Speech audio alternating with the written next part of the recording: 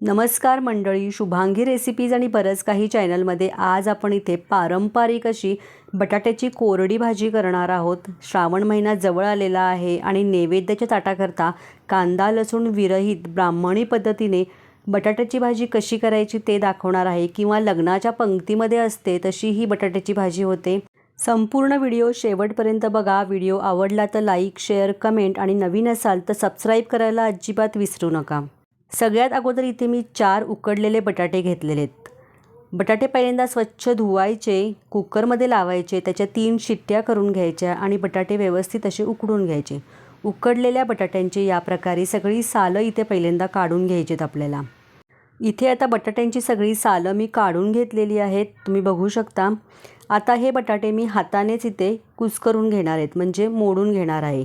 तुम्ही सुरीने चिरून सुद्धा घेऊ शकता, पण हाताने अशा कुस्करलेली चव ही छान लागते।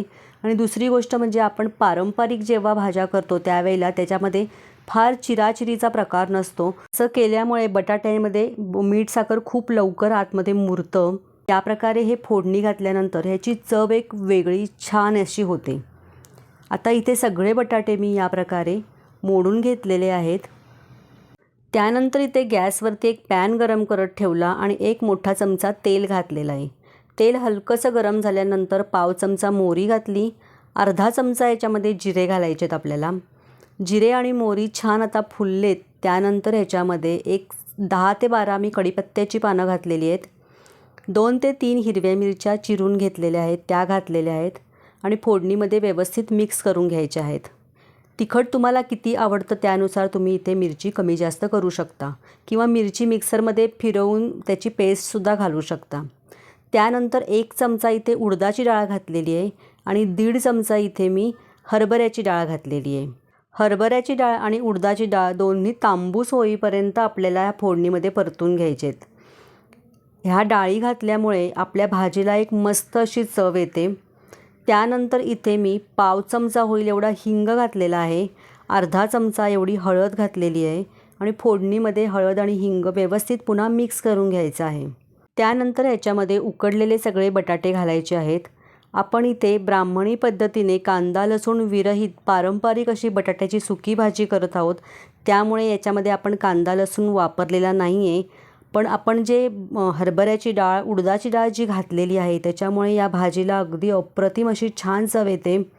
त्यानंतर याच्यामध्ये 1 चमचा मी किसलेलं आलं घातलेलं आहे आणि कोथिंबीर घातलेली आहे। बटाट्याच्या ह्या भाजीमध्ये आलं आवर्जून घाला, आल्याची चव या भाजीला मस्त अशी लागते। आता पुन्हा हे मिक्स करून घेतलेलं आहे।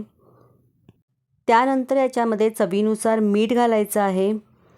1 चमचा याच्यामध्ये साखर घातलेली आहे।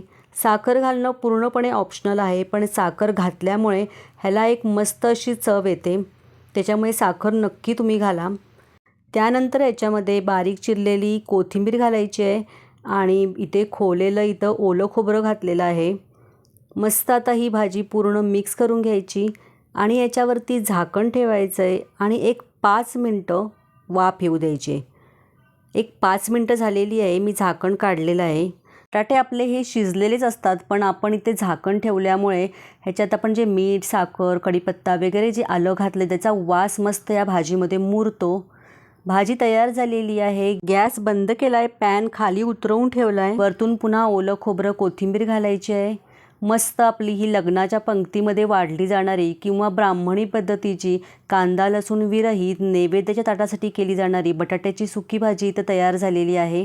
रेसिपी कशी वाटली नक्की मला कमेंट करून सांगा आणि जरा जरी आवडली असेल तर लाईक करा, शेअर करा आणि चॅनलला अजून नवीन असाल सबस्क्राईब केलं नसेल माझ्या चॅनलला तर नक्की चॅनलला सबस्क्राईब करा, बेल आयकॉन प्रेस करा, म्हणजे माझा प्रत्येक नवीन व्हिडिओ जो येईल त्याचं नोटिफिकेशन तुम्हाला सगळ्यात अगोदर येईल।